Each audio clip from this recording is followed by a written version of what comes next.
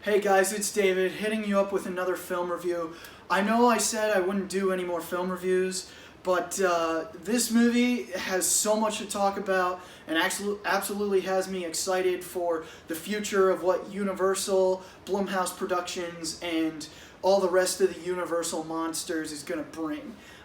This already is the horror movie of the year. It may end up being replaced by A Quiet Place Part 2 here in a few weeks, especially with the new reviews out for that movie. But this movie is absolutely killing it at the box office right now, and there's a reason for it. Universal, this is yet another attempt for them to reboot all of their classic monsters from the 30s, 40s, and 50s. Notable names such as Dracula, Frankenstein, the creature from the Black Lagoon, and obviously the Invisible Man. Now, I'm just going to say it right now, this movie is way better than the 1933 original movie, The Invisible Man. It takes the iconic titular character of Adrian Griffin, aka The Invisible Man, and updates him for modern times.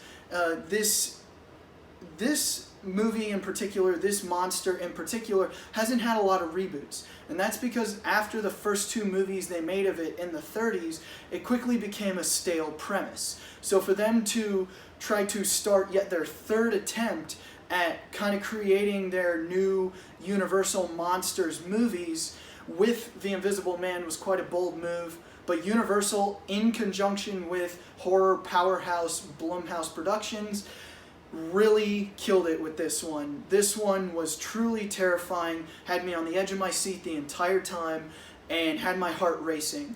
I could not get it out of my head. I still can't get it out of my head, and there's a reason that it is right now the best horror movie of the year so far. I'm just going to start off right away.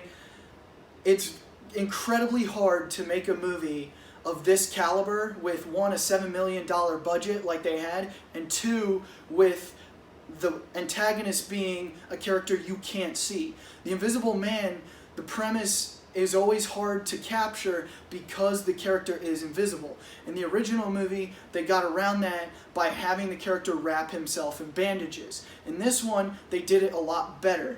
Instead of making him the protagonist like they did in the original movie, they made Adrian Griffin instead the antagonist, who, when his ex-girlfriend decides to leave him after he abuses her and tries to control her and manipulate her, he, as an optics world leader, takes a suit that he invented that allows him to be invisible to basically terrorize and haunt his ex-girlfriend until people start to believe that she's insane and people don't believe her.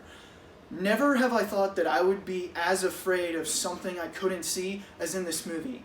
And they nailed it with the camera angles in terms of making you question whether he's in the room at one time, in terms of Elizabeth Moss's performance as Cecilia, the abused ex-girlfriend, and in terms of the story they actually write. This is a pretty airtight story with a very smart protagonist, and the creepy factor of this movie is that, first off, the domestic abuse storyline that it has is very terrifying because it creates a very realistic subplot to a character that is very sci-fi in nature. And second, the fact that it's created with a technology that you could very well see being realistic in decades to come is also terrifying. And third, because of how airtight the narrative is, and the whole time you know that she's not there because of the decisions she made, but she's there simply because that's how her life has gone, and she's really trapped in this inevitable hell that she lives in. I absolutely had my heart racing from the first scene to the last scene of this movie. It's very hard to describe just how good this movie is.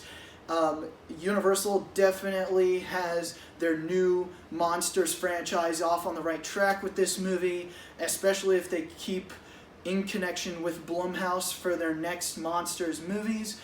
And I'm going to give this movie a future classic rating. The first one this year, and I stand by that. This movie is the best horror movie this year, and we'll see how it competes with A Quiet Place Part 2 in 2 weeks from now. That movie could end up taking the cake when it comes to these two movies competing, just because that one has a bigger budget and has the momentum of the last A Quiet Place movie, which in itself is a future classic, to carry the momentum. And the early ratings for that movie are pretty solid. A lot of people are saying that movie's better than the past, but I definitely hope The Invisible Man gets a lot of awards consideration, especially for Elizabeth Moss and for the director Jason Wandel, who is an up-and-coming horror director, in terms of the Oscars, because Elizabeth Moss, I think she cemented her star status with this movie.